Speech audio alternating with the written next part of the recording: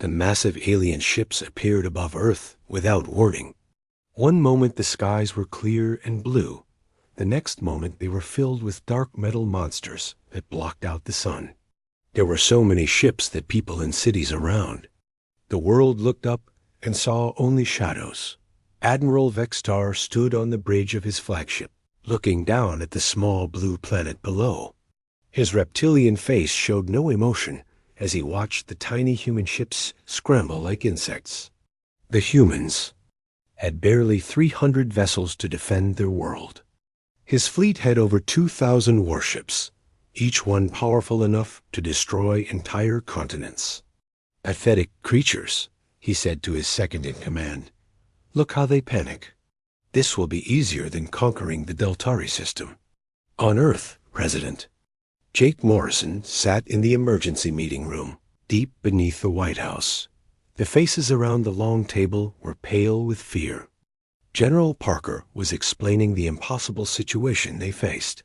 "Sir, our entire defense fleet is outgunned 50 to 1. Their smallest ship is twice the size of our largest battleship. If they attack, we have maybe 6 hours before every major city is destroyed." Jake Morrison had been a soldier before he became a politician. He had fought in 3 wars and seen terrible things. But nothing had prepared him for this moment. He looked at the images on the screen, showing the alien fleet. Each ship was like a floating city made of weapons and armor. Captain Lisa Brooks watched the alien dreadnoughts from her ship's bridge. The EDF Vengeance was Earth's newest warship, built with the best technology humanity could create. Compared to the alien vessels, it looked like a toy boat next to an aircraft carrier. "Captain," her communications officer said, "we're receiving a transmission from the alien flagship. They want to broadcast to the entire planet." Lisa nodded grimly. "Put it through to Earth Command. Let's hear what they want." The message that came through made everyone's blood run cold. Admiral Vextar's voice was deep and harsh, speaking through translation devices that made every word sound like a threat. "Humans of Earth, I am Admiral Vextar of the Zephyrian Empire. Your small world now belongs to us. You have 3 choices. First, you may surrender immediately and become servants of the Empire. Second, you may resist and be destroyed completely. Third, you may accept our generous offer of partial occupation." President Morrison listened to the terms with growing anger. The aliens wanted half of Earth's resources every year. They wanted 10 million humans to work as slaves on their worlds. They wanted Earth's government to bow down and accept Zephyrian rule over everything. "You have 72 hours to decide," Admiral Vextar continued. "If you choose to resist, we will turn your cities to glass and your people to ash. If you submit, some of you may live to serve the Empire. Choose wisely." The transmission ended, leaving Earth's leaders in stunned silence. General Parker was the first to speak. "We can't fight them. It would be suicide. Maybe we should consider their terms." "Consider their terms?" Jake Morrison's voice was loud with anger. "They want to make slaves of our people. They want us to give up half of everything we produce. They want us to bow down like dogs." In secret facility buried deep in the Colorado mountains, Dr. Nathan Price worked frantically on his latest project. The quantum torpedo was humanity's most dangerous weapon, but it was still experimental. One mistake, and the entire laboratory could disappear in a ball of energy. His assistant, Dr. Amy Carter, ran calculations on her computer. The numbers were not good. "Nathan, even if the torpedoes work perfectly, we only have enough materials to build 50 of them. That's not nearly enough to fight a fleet of 2,000 ships." Dr. Price wiped sweat from his forehead. "Then we'll have to make every shot count. These weapons are our only chance. Without them, humanity doesn't stand a chance against the Empire." As the hours passed, reports came in from around the world. The alien ships were scanning Earth's cities and military bases. They were mapping everything, preparing for either occupation or destruction. Panic spread through the population as people realized that their governments might not be able to protect them. Captain Brooks received orders to prepare for possible combat. She knew it was hopeless, but she also knew that her crew was ready to fight. They had families on Earth, children who would grow up as slaves if the aliens won. "All hands, this is your captain," she announced over the ship's communication system. "You all know what we're facing. The odds are impossible, but we're still going to fight. We're going to show these aliens that humans don't surrender easily." With 12 hours left until the deadline, President Morrison made his decision. He called together the world's leaders and military commanders for one final meeting. The room was quiet as he stood to speak. "I've been thinking about what kind of world we would leave our children if we surrender. They would grow up as slaves, never knowing freedom. Our history, our culture, everything that makes us human would be erased." He looked around the room at the faces of men and women who would have to live with whatever choice they made. "I know the odds. I know we'll probably lose. But I'd rather die fighting as free humans than live as alien slaves. I'm going to tell them no." General Parker shook his head. "Sir, they'll destroy us all." "Maybe," President Morrison replied. "But maybe we'll surprise them. Humans have survived ice ages, plagues, and world wars. We've always found a way to fight back when our backs are against the wall." The next morning, as the deadline approached, President Morrison stood before cameras that would broadcast his message to the entire world and to the alien fleet above. His hands were steady as he looked directly into the camera. "Admiral Vextar and the Zephyrian Empire, you came to our world expecting us to kneel before you like frightened animals. You thought we would give up our freedom to save our lives. You were wrong." His voice grew stronger as he continued. "We are human beings. We bow to no alien overlord. We kneel to no empire. If you want our world, if you want our people, you'll have to take them by force. And we promise you this. We will make you pay for every inch of ground, for every life you take." The transmission ended, and Earth held its breath. In space, Admiral Vextar received the message with cold amusement. "So the humans choose death," he said to his officers. "Very well, begin the bombardment. Show them what happens to species that defy the Empire." The war for humanity's survival was about to begin. The first alien plasma beams hit Earth at exactly 6 in the morning. The sky above New York City lit up like a green sun as the energy weapons fired down from space. Buildings that had stood for over a century melted like ice cream in the summer. Heat. Within minutes, Manhattan was a smoking crater filled with molten glass. Admiral Vextar watched the destruction from his flagship with satisfaction. The humans had chosen death over surrender. He would give them exactly what they asked for. "Target London next," he ordered his weapons officer. "Then Tokyo and Moscow. Show them that resistance is pointless."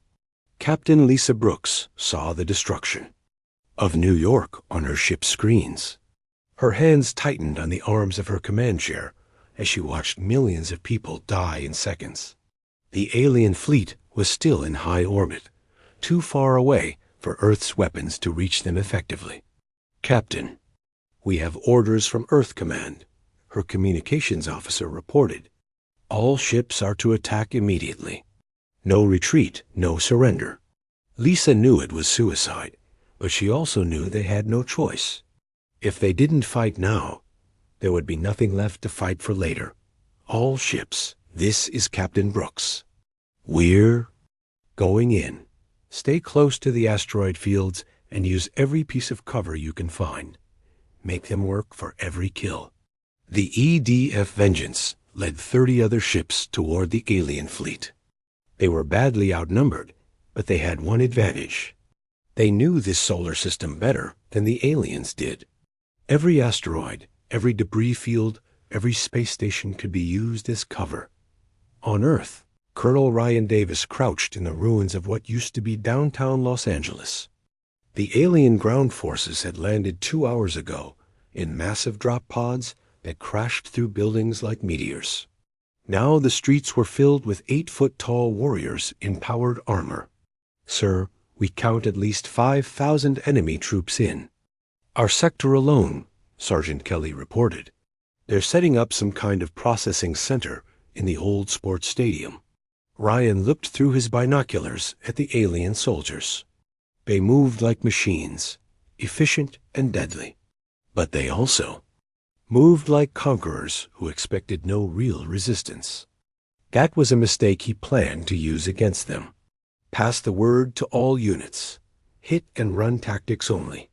Strike fast, kill as many as you can, then disappear. Don't try to hold ground. Make them afraid to turn their backs. Dr. Amy Carter worked frantically in the hidden laboratory on Mars. The main facility on Earth had been destroyed in the first wave of attacks, but she had managed to save the quantum torpedo research. Now she was humanity's only hope of building weapons that could actually hurt the alien ships. "The first batch is ready," she told her small team of engineers. 12 torpedoes, each one powerful enough to destroy a city. "We need to get them to Captain Brooks somehow." Her assistant, Dr. Mike Foster, shook his head. "The aliens control all the space routes between Mars and Earth. How are we supposed to deliver them?" Amy looked at the deadly weapons they had created. Each torpedo was no bigger than a refrigerator, but it contained enough destructive power to level mountains. "We'll find a way. We have to." The Battle of Luna Station was humanity's first real victory. Captain Brooks had led her small fleet to Earth's moon, using the space station there as bait. When 50 alien ships came to destroy it, they found themselves trapped in a crossfire between the human fleet and the station's defensive weapons. "Fire everything," Lisa ordered as the alien ships closed in. "Don't save anything for later." The space around Luna Station became a deadly light show. Human missiles and energy beams struck alien shields, while return fire turned several human ships into expanding clouds of debris. But the humans had planned this battle carefully. They knew every hiding spot around the moon. Commander Pete Williams led his fighter squadron out of a crater on the moon's dark side. His 12 small ships were no match for the alien cruisers in a straight fight, but they didn't need to fight fair. They only needed to survive long enough to target the aliens' engines. "Remember, aim for the glowing parts," Pete told his pilots. "Those are their power systems. Take out the power, and even the biggest ship becomes a floating target." The fighters darted between the larger ships like angry wasps, too small and fast for the alien weapons to track effectively. One by one, they scored hits on critical systems. 3 alien cruisers lost power and drifted helplessly in space. Back on Earth, Colonel Ryan's guerrilla war was spreading. The aliens had expected to find a broken population ready to surrender. Instead, they found humans hiding in every building, fighting from every rooftop. Every street corner could hide an ambush. Maya Rodriguez had been a construction engineer before the invasion. Now she used her knowledge of the city's underground tunnels to move weapons and supplies to resistance fighters. The aliens controlled the surface, but below ground belonged to humanity. "The processing center is getting more heavily guarded," she reported to Ryan. "They're bringing in more prisoners every day. Looks like they're planning to ship people off-world soon." Ryan studied the maps of the alien facility. Thousands of humans were being held there, waiting to be transported to slavery on distant worlds. The thought made him sick with rage. "We're going to hit that place tonight," he decided. "Even if we can't free everyone, we can make sure the aliens know that taking our people won't be easy." In space, Captain Brooks received an unexpected message from Mars. Dr. Carter had found a way to deliver the quantum torpedoes. A small automated ship would carry the weapons through the asteroid belt, using the rocks as cover. 12 torpedoes, Lisa said to her crew. 12 chances to hurt them back. We need to make every shot count. The alien fleet was still bombarding Earth cities, turning the planet's surface into a wasteland of fire and broken stone. But humanity was learning to fight back. Every attack cost the aliens ships and soldiers. Every victory proved that the mighty Zephyrian Empire could bleed. Admiral Vextar was beginning to realize that conquering Earth would not be as easy as he had thought. The humans refused to break, refused to surrender, refused to accept defeat. They fought like cornered animals, vicious and desperate. "Sir, we've lost over 100 ships in the past week," his aide reported. "The humans are using tactics we've never seen before. They hide, they run, they strike without warning." The Admiral's reptilian face showed no emotion, but inside he was beginning to feel something he had not felt in years: doubt. These humans were not like the other species the Empire had conquered. They seemed to actually prefer death to slavery. "Increase the bombardment," he ordered. "Burn their cities until nothing remains. Break their spirit or break their bones. I don't care which." But even as more cities burned, the human resistance continued to grow. Every attack created more fighters hungry for revenge. Every atrocity made the survivors more determined to fight back. President Jake Morrison spoke to his people from a hidden bunker, his words carried by secret radio transmissions to every human settlement in the solar system. "They thought we would break easily. They thought we would beg for mercy. They were wrong. We are human beings, and we do not surrender. We do not kneel. We fight until our last breath, and even then we do not give up hope." The war for humanity's survival had truly begun. 6 months had passed since the Zephyrian Empire began their conquest of Earth. Admiral Vegstar stood in his command center, looking at reports from across the planet. The major cities were under alien control. Processing centers had been built to prepare humans for transport to slave worlds. Everything seemed to be going according to plan. "The human resistance is nearly broken," his intelligence officer reported. "Our forces control all major population centers. The surviving humans are scattered and weak." Admiral Vegstar nodded with satisfaction. "Good. Send word to the Imperial Council that Earth has been successfully conquered. We can begin full resource extraction within the month." But the Admiral was making a terrible mistake.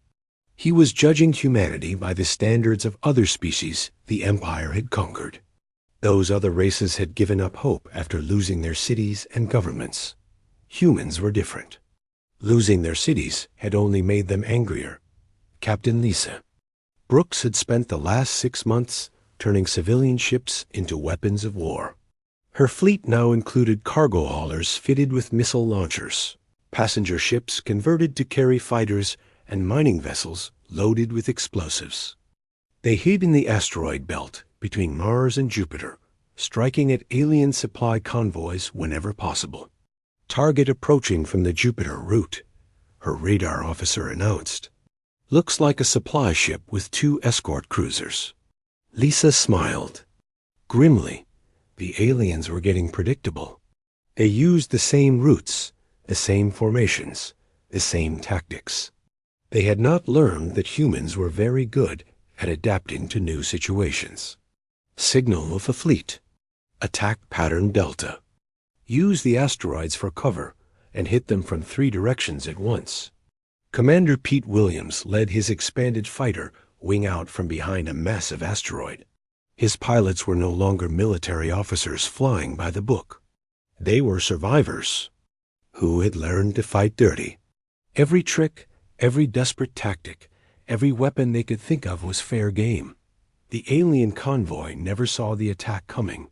Human ships appeared from behind asteroids like ghosts, firing missiles and energy. Weapons at close range. The supply ship exploded in a ball of fire, taking precious resources with it. One escort cruiser was destroyed before it could return fire. The other fled back toward Jupiter, carrying news of another human victory. On Earth, Colonel Ryan Davis had turned the ruins of Los Angeles into a nightmare for the occupying forces.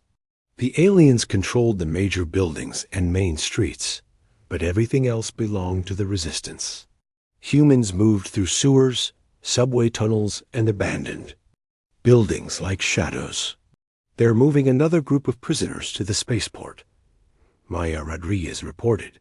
She had become the Resistance's best scout, able to move through the city without being detected. Looks like about 500 people, mostly women and children. Ryan felt his anger grow. The aliens were taking Earth's population piece by piece, shipping them to distant worlds where they would never see home again. Every transport that left Earth took away people who would never return. How many guards? He asked. 20 soldiers plus 2 hover tanks. They're taking the main highway to avoid our tunnel network. Ryan looked at his maps. The highway passed through a section of the city that had been heavily damaged in the first attacks. Plenty of buildings to hide in, plenty of places to set. Up an ambush. Get word to all units. We're going to hit that convoy. Even if we can't save all the prisoners, we can make sure the aliens pay a price for every person they take. Dr. Amy Carter had been working non-stop on Mars, building more quantum torpedoes. The weapons were humanity's only hope of fighting the alien fleet on equal terms. Each torpedo could destroy ships that would normally require dozens of conventional weapons to damage. We now have 50 torpedoes ready, she told her team.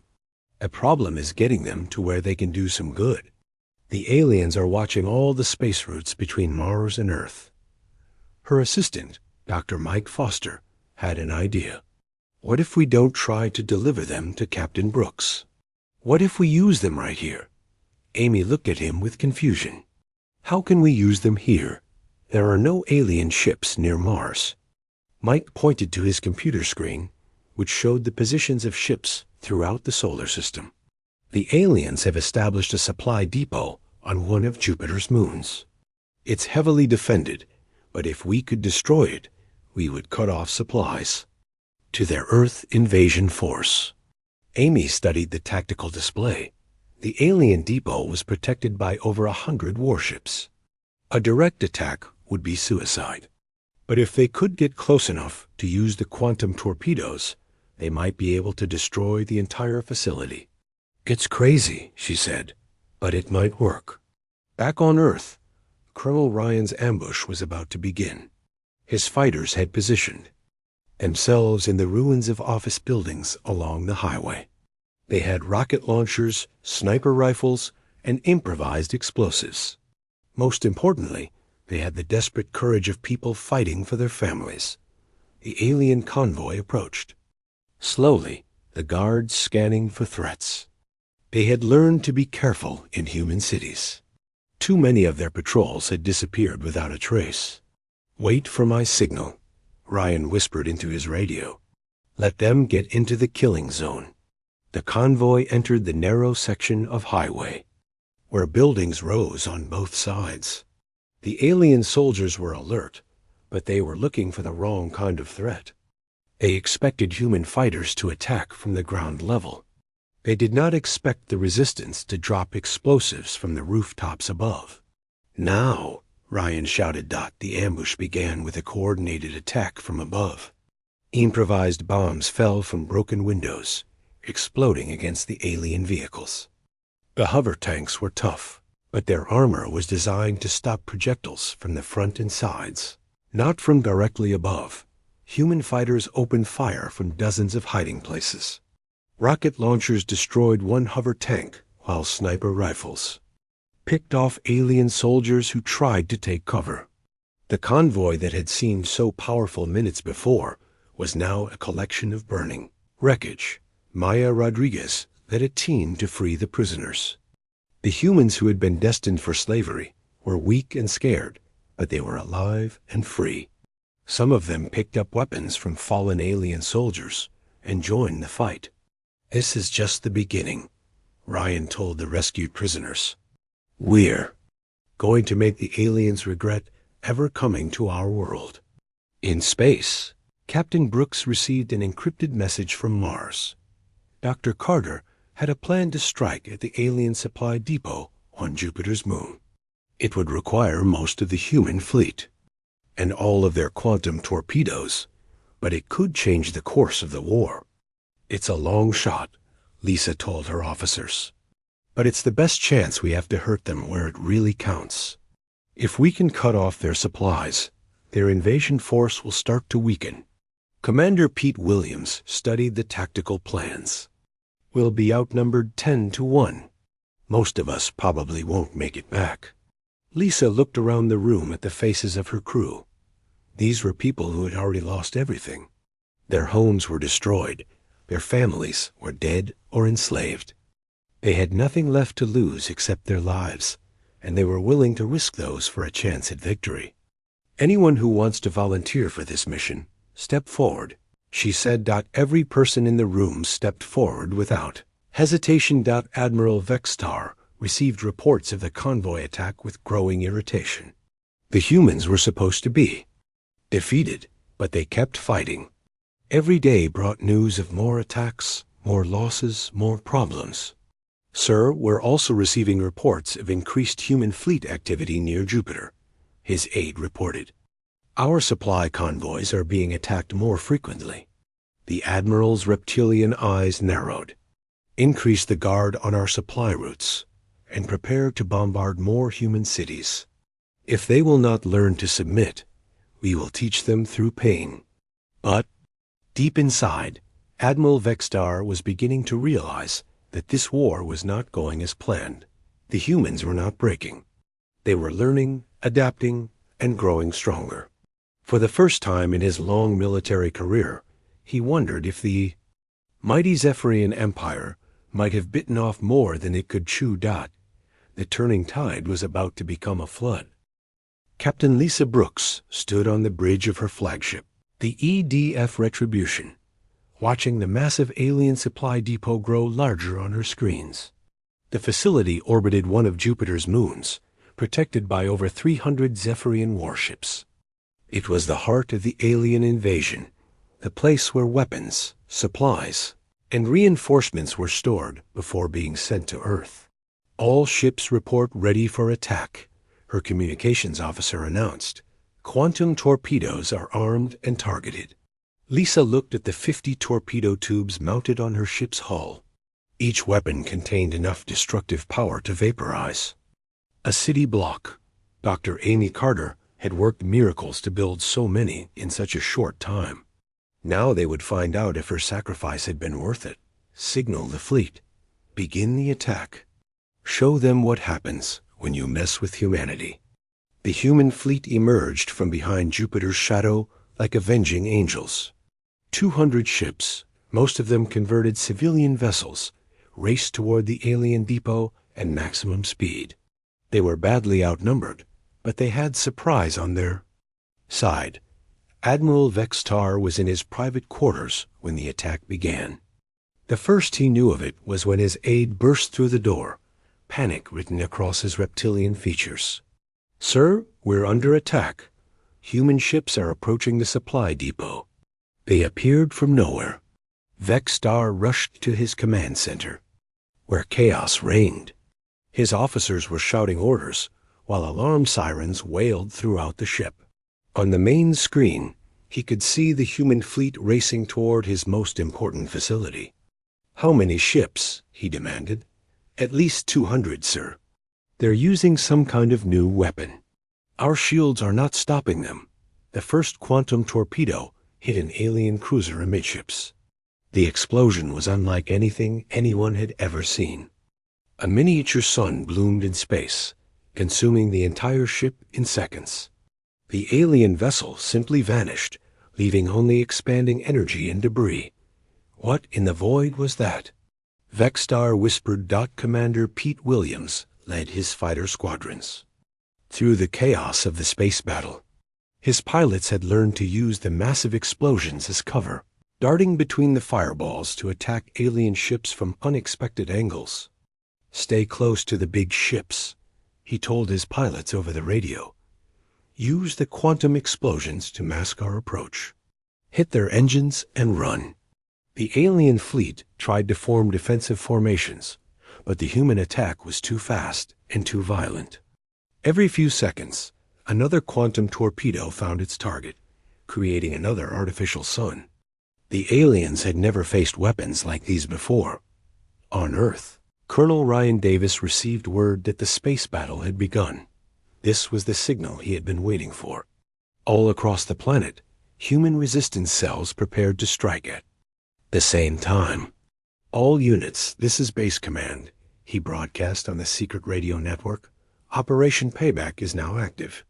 Hit every alien facility, every patrol, every target you can find. Make them pay for what they've done to our world."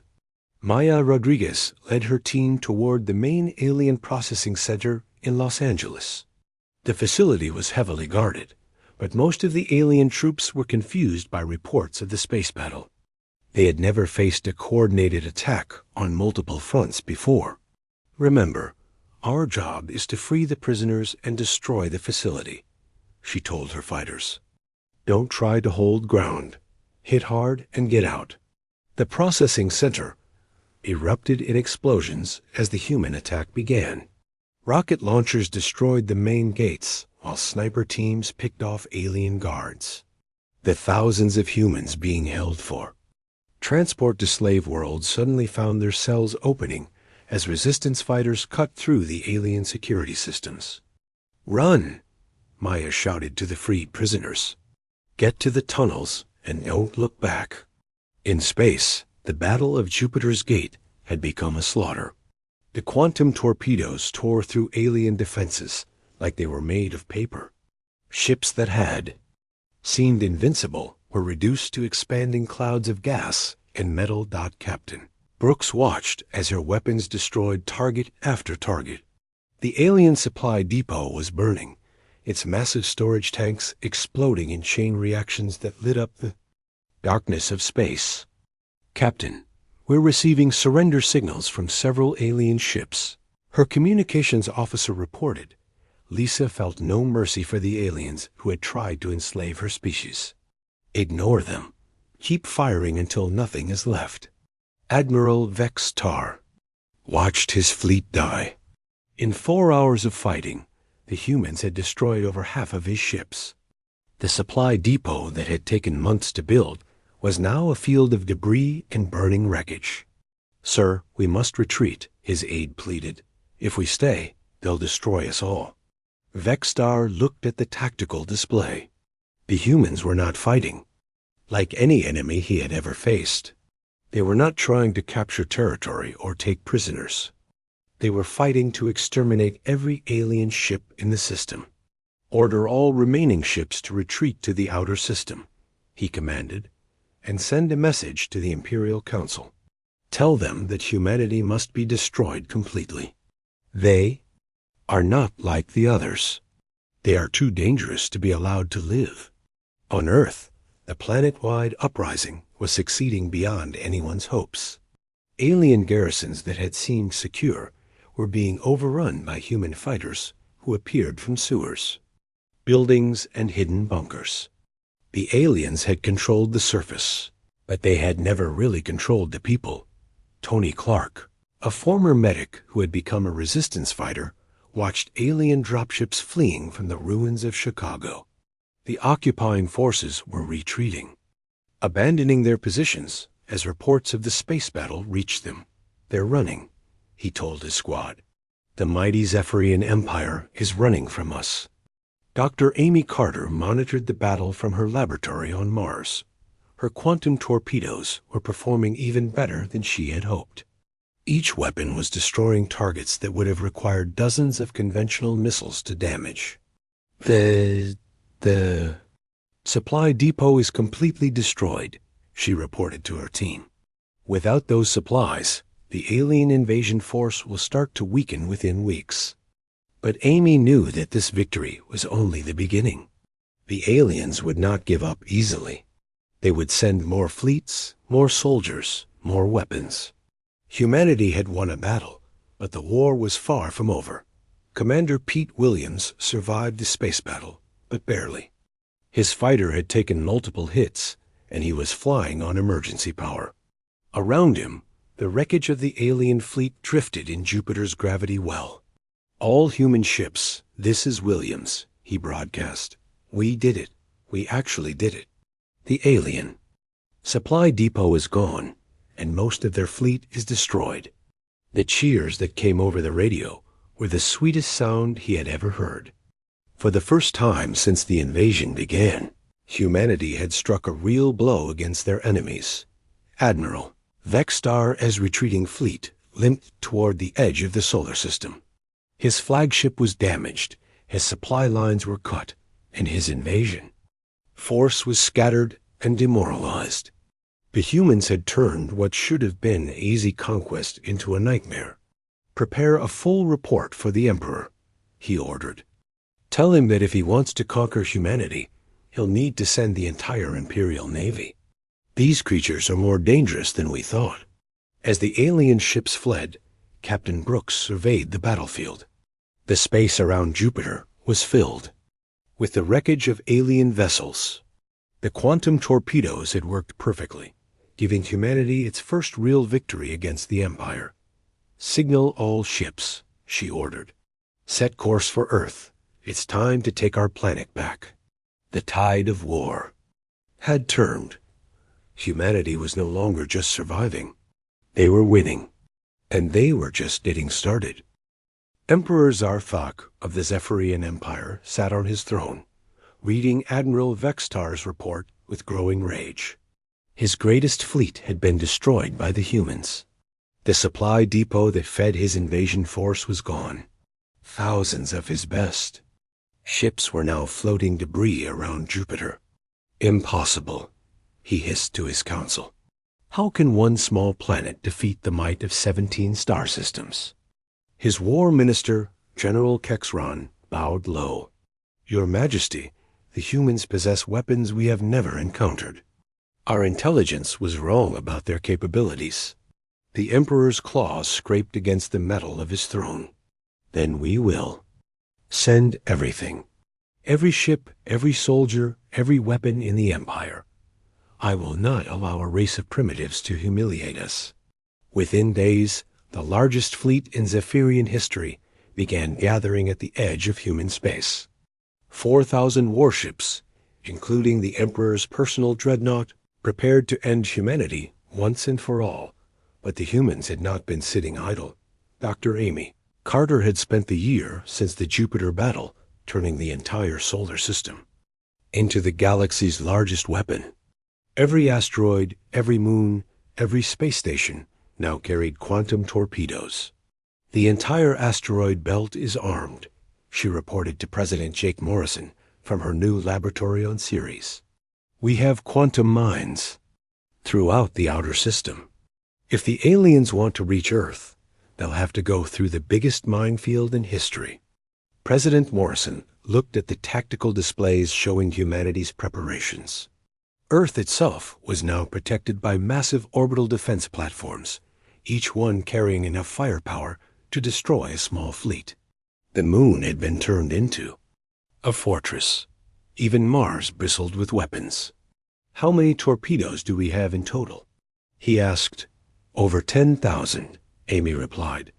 "Enough to destroy their entire fleet twice over. But we'll only get one chance to use them. If this plan fails, there won't be a second opportunity." Captain Lisa Brooks commanded the human fleet from the bridge of the battleship EDF Defiance. Her force had grown to over 800 ships, many of them purpose-built warships constructed in the hidden shipyards of the outer planets. "Enemy fleet detected at the edge of the system," her sensor officer announced. "Count is 4,000 ships and climbing." Lisa felt her heart skip a beat. It was even larger than they had expected. The aliens were bringing everything they had for this final battle. "Signal all stations. Operation Final Answer is now active. May God help us all. The Zephyrian fleet entered the solar system like a plague of metal locusts. Emperor Zarthik stood on the bridge of his flagship, the massive dreadnought Eternal Dominion, watching the small blue planet grow larger on his screens. This time there will be no survivors, he declared. We will burn their worlds and scatter their ashes across the void. The galaxy will remember what happens to those who defy the Empire. The first trap was sprung when the alien fleet reached the asteroid belt. What they thought were simple rocks suddenly revealed themselves to be floating bombs. Hundreds of asteroids exploded simultaneously, each one carrying multiple quantum torpedoes. The alien formation was torn apart by a wall of artificial suns. Ships that had survived a dozen battles were vaporized instantly. The neat ranks of the Imperial fleet became a chaotic mess of burning wreckage and desperate survivors. What is happening? Emperor Zarthek demanded as his ship shook from nearby explosions. The asteroids are armed with weapons, Your Majesty. The entire belt is a trap. But the assault was just beginning. Mars launched 1,000 missiles at once, each one guided by the planet's most advanced targeting systems. The human fleet struck from behind Neptune, using the gas giant's gravity to accelerate their attack. Commander Pete Williams led his fighter squadrons through the chaos of the biggest space battle in history.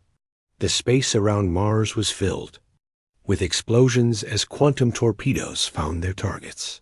Alien ships that had seemed invincible were burning like candles.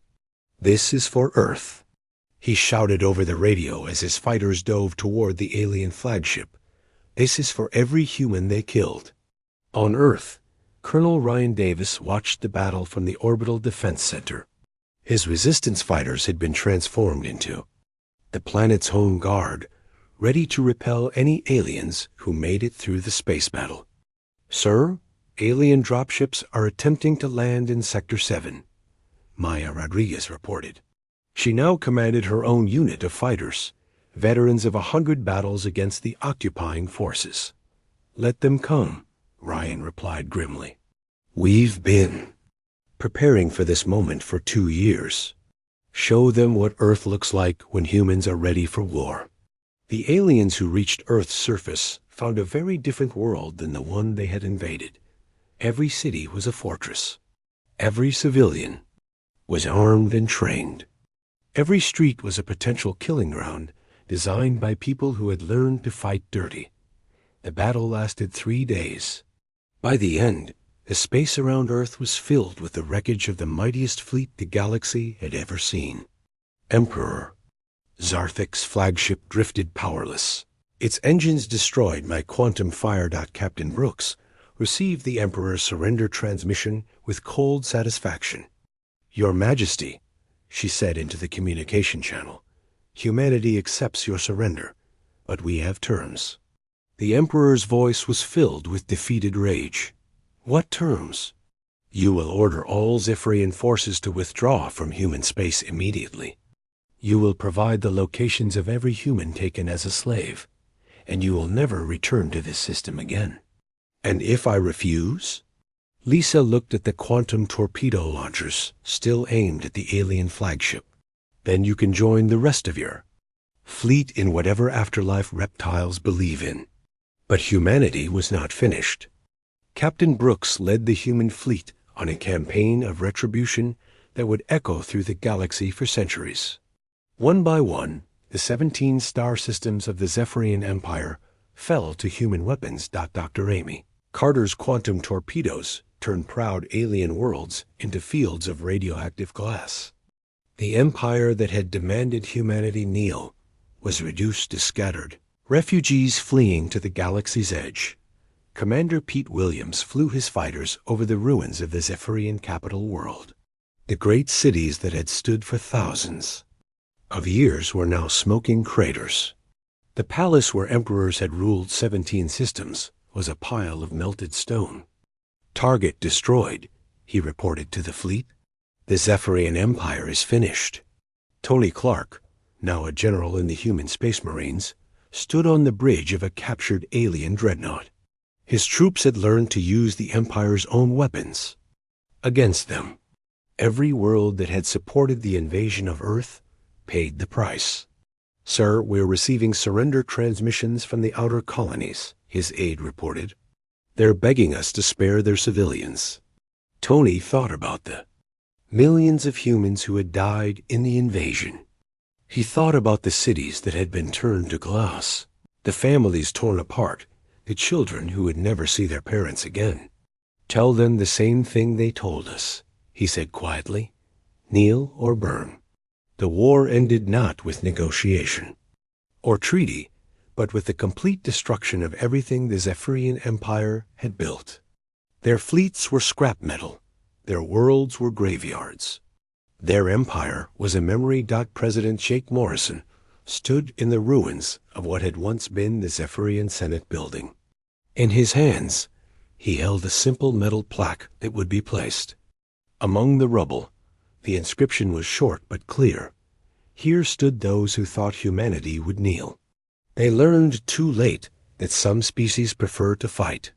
Maya Rodriguez, now an admiral in the human navy, looked out at the stars from the bridge of her ship. Somewhere out there, the surviving aliens were telling stories about the species that had turned their empire to ash. Let them talk. Let them warn others. The galaxy had learned a new truth. Humanity did not kneel. Humanity did not surrender. And those who threatened them learned to burn. In the depths of space, automated beacons left by the human fleet broadcast a simple message to anyone who cared to listen. This system belonged to the Zephyrian Empire. They demanded that humanity kneel. We reduced their realms to dust instead. Choose your next move carefully. The Empire was gone. Humanity had taken its place among the stars. And the galaxy would never forget the price of making humans angry.